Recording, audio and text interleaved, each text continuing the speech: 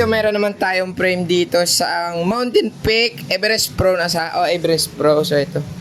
Ayun, may pangalan sa gilid. So dito natin yan ipapalit na ano brands ang imo na bike dati? Baxter. Si Idol gali. Boss, good morning. Ang iya nga BB boy ball. Araw magapon gli. So amo ni guys ang aton nga bayluhan. So need natin magpalit ng head parts kasi nga tapered to. And then, magpapalit tayo ng seat post, seat lamp, housing, tsaka mag-cut tayo dito ng hydraulic hose niya.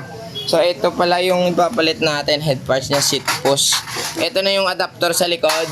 Kaya ang iyan nga likod is, ano tawag natin Troaxol. So, tara, samahan nyo kami, bungkagunta, pati ang yarida, kanugasan, para at least nagwapos ko tayo. Tara. So, kailangan paluson ng iyang link, guys. Okay. Okay na. Yun. Para at least matanggal ang iyang kadina. Aragay. Ito pa yung harap. Grabe ka brown ang gilid ito mo. Amo nang ado hindi naman nami karon ko ni balik. Nice one, thank you. Baklas tayo ng bottom bracket. Pila ka spacer dira yung butang yan. Uy, nahulog ang animal. Gago! So ito na bago natin pala ikabit yung shock natin kasi magpapalit tayo ng head parts. 4 to 5 to. So need natin ibutang iyang puno. Amo ni siya. Yan. Ewan ko na tawag sa inyo. Kaya lang. Ganyan. So ito ng frame set niya. So maglagay muna tayo dito ng pang-plug.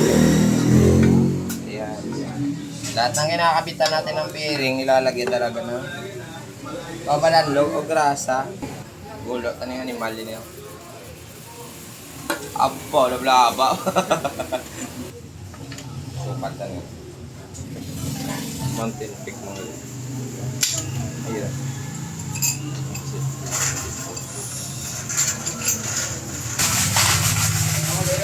Kagang likodan.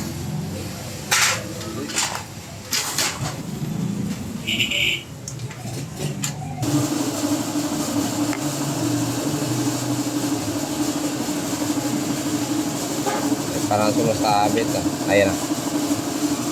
Hanggang pasok sa loob Ayan, magkabit na lang tayo ng crankset saka rear trailer. O ikaw na maggasok sa kabila tapos goal mo din sa ako ng rear trailer. Good.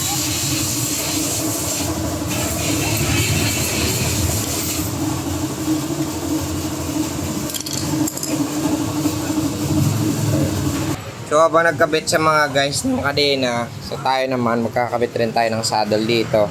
Tapos yung mga hydraulic hose na lang yung aayusin natin kasi kailangan to i-internally. Dire na sa mahagi, karon na sa may piyak. Laba-laba ang bulbul sa animal yaw. Wow! Maglalagay tayo ng guide dito.